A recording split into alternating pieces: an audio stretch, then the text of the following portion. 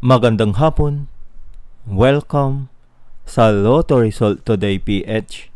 Narito ang mga resulta para sa 5 PM draw, January 26, 2026. Para sa resulta ng 2D Lotto, 4 at 18.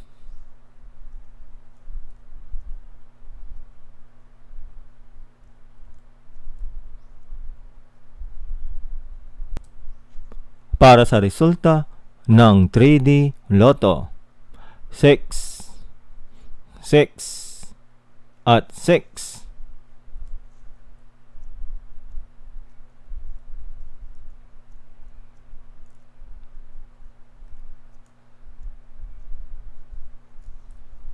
At yan ang mga resulta ngayong 5 PM draw.